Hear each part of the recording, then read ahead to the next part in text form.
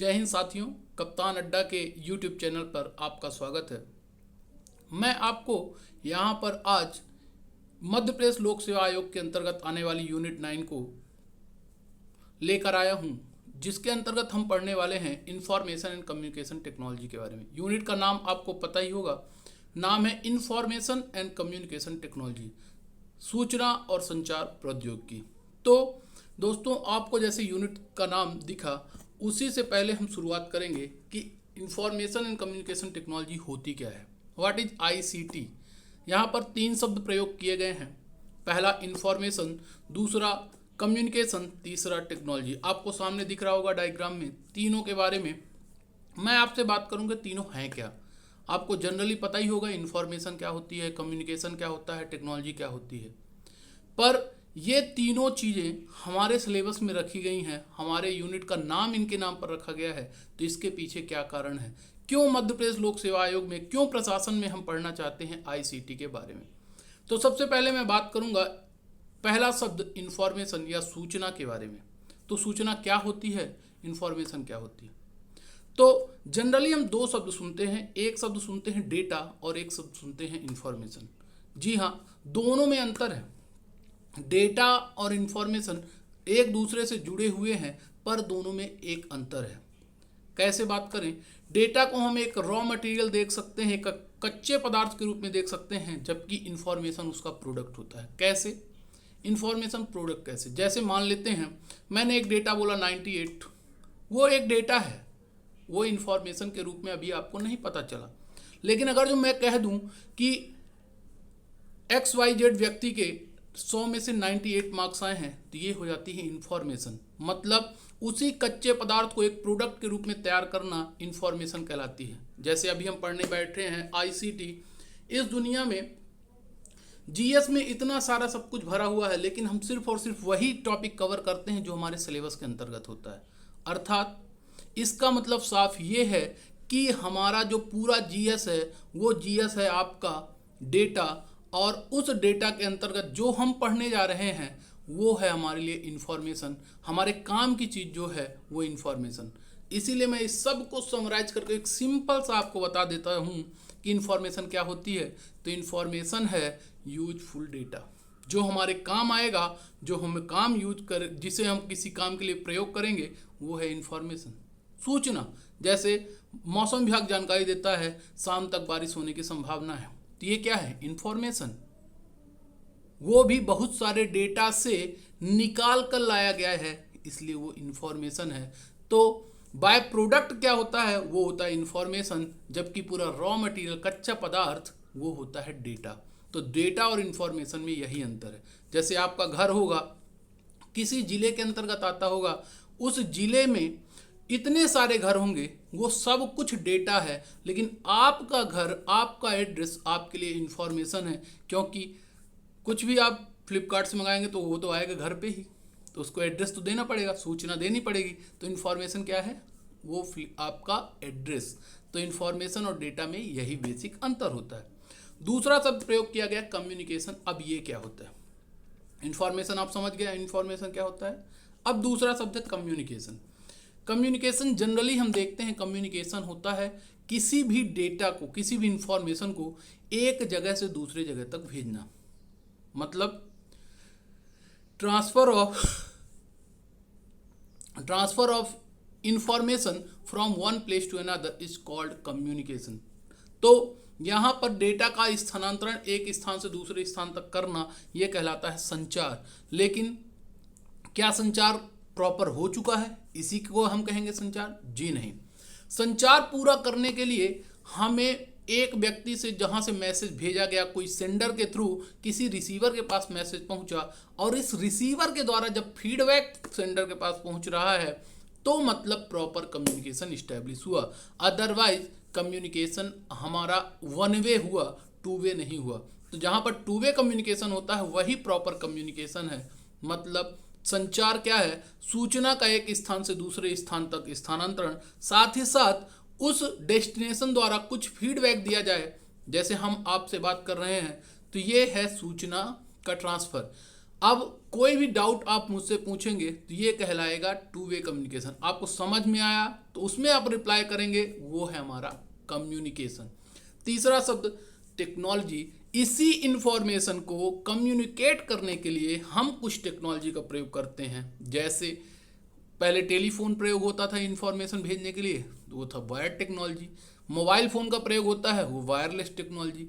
तो किसी भी टेक्नोलॉजी का प्रयोग करके इंफॉर्मेशन को एक जगह से दूसरी जगह तक भेजने की पूरी प्रक्रिया को कहा जाता है आईसीटी। समझ में आया आपको? फिर से मैं एक बार बता दूंगा आपको, इंफॉर्मेशन एंड कम्युनिकेशन टेक्नोलॉजी हो क्या। मतलब आईसीटी एक ऐसी प्रक्रिया जिसमें कुछ टेक्नोलॉजी का प्रयोग करके इंफॉर्मेशन को एक निश्चित जगह से दूसरे निश्चित जगह तक पहुंचाया जाता है, भेजा जाता है, ये कहलाता है आईसीटी। समझ गए आप आईसीटी क्या? लेकिन मैंने आपसे सबसे पहले शब्द प्रयोग किया था आईसीटी। हमने हमारे सिलेबस में आने का कारण क्या, क्यों मध्य प्रदेश लोक सेवा आयोग द्वारा डाला गया आईसीटी को सिलेबस में? तो दोस्तों, एडमिनिस्ट्रेशन आज की डेट में जिस प्रकार से बढ़ रहा है, जिस प्रकार से सरकार का काम हो रहा है, उस प्रकार से आईसीटी उसका मेन बेस है। आपने नाम सुना होगा e governance.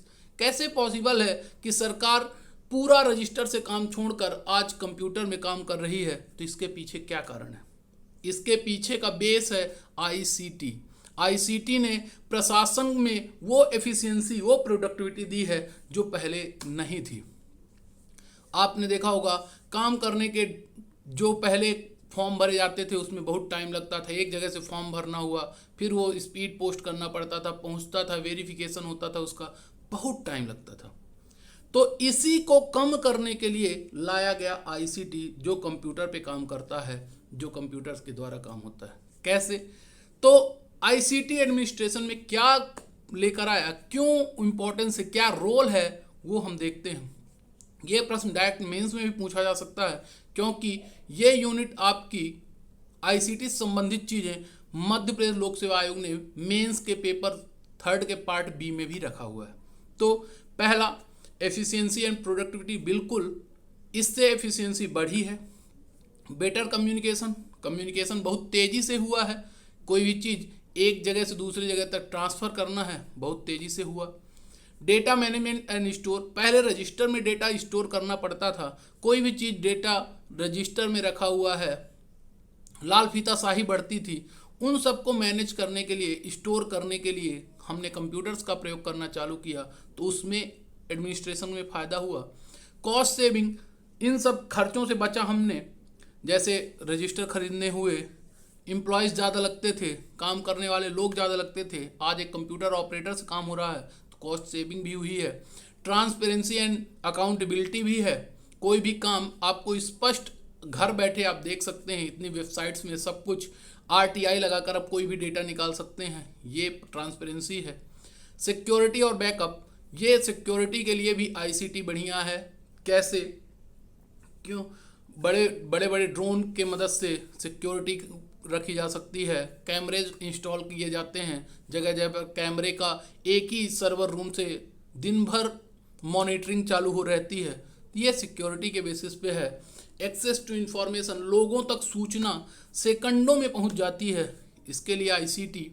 Service delivery improvement, लोगों को डीबीटी के माध्यम से डायरेक्ट उनके खातों में पैसे चले जाते हैं। जैसे लाडली बहना योजना का पैसा आपके घरों में देखा होगा आपने, डायरेक्ट आ जाता है डीबीटी, डायरेक्ट बेनिफिट ट्रांसफ़र के माध्यम से, तो वो भी आईसीटी से है। रिमोट वर्क, कोई दूर क्षेत्र में करना हो उस पर भी, जैसे टेली एजुकेशन हो, जैसे हम और आप दूर रहकर भी पढ़ाई कर रहे हैं, आईसीटी है। फ्लेक्सिबिलिटी है, किसी भी टाइम आप पढ़ सकते हैं, किसी भी टाइम आप काम कर सकते हैं, ये सब कुछ दिया है आईसीटी ने।